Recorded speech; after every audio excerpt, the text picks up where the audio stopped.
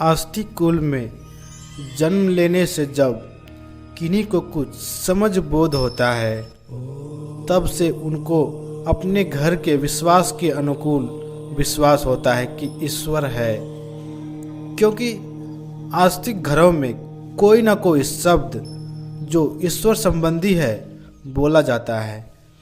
यह सिलसिला चलता ही रहता है। वही बच्चा जिसने बचपन में अपने घर में ईश्वर होने का विश्वास पाया है, जवान और बूढ़ा होता है और यह विश्वास अपने संग लिए चल देता है। संग के कारण इसमें अदल बदल भी हो जाता है। ईश्वर नहीं मानने वाला का संग अधिक हो जाने से पहला विश्वास जाता रहता है। जिन लोगों का विश्वास नहीं जाता है उनसे आप युवा या वृद्ध किसी अवस्था में पूछिए कि ईश्वर क्या है, तो वे पूरा नहीं कह सकते। घर के सिखाए अनुकूल वे शिव या महादेव कोई ईश्वरवाचक नाम कहते हैं। किसी घर में कोई कहते हैं कि विष्णु भगवान है और वे उस रूप का वर्णन करते हैं। कोई माता के रूप के देवी का वर्णन करते हैं। किन्हीं के घर का ईश्वर अमूर्त है, वे कहते हैं कि वह अकाल है, अमूर्त है, परंतु बिल्कुल ठीक बता देने में बहुत गंभीरता है।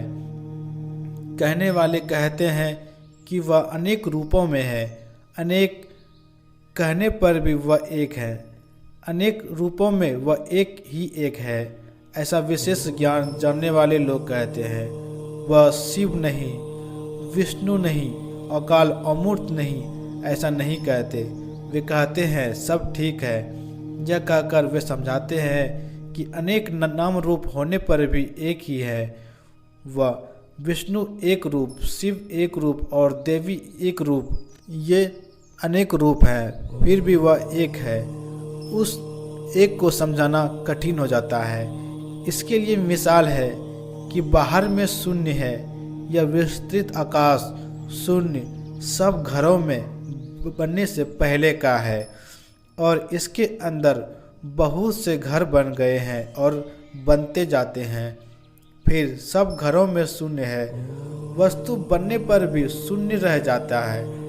यदि घर में सभी वस्तुओं को निकाल लीजिए तो फिर भी शून्य ही रह जाता है। जितने घर हैं और उन घरों के अतिरिक्त जंगल, पहाड़, चंद्र, सूर्य, भूमंडल जो कुछ है, सब के बनने के पहले से ही शून्य था। अगर शून्य नहीं हो तो कोई वस्तु रख नहीं सकते और सब कुछ बनने पर जंगल, पहाड़, चंद्र, सूर्य में शून्य समझना कठिन होगा, लेकिन घर का शून्य समझने में कठिन नहीं होगा। घर बनने के पहले शून्य था, घर में शून्य है। सब वस्तुओं को घर से निकाल दो फिर भी शून्य है। घर के शून्य को बाहर से शून्य से मेल है, वह टूटकर अलग नहीं हो गया है। एक घर का शून्य, एक प्रकार का दूसरे घर का शून्य, दूसरे प्रकार का, प्रत्येक घर का आकार अलग अलग है। सब आकारों के शून्य को विचारिए तो घर और बाहर के शून्यों का एक ही प्रकार होता है।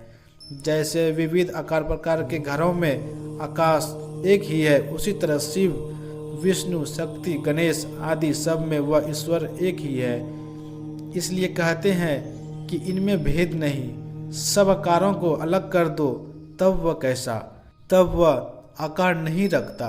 आकार में रहने के कारण आकार सदृश्य, और आकार को हटा दो तो आकार रहित, मूल स्वरूप उसका आकार रहित है।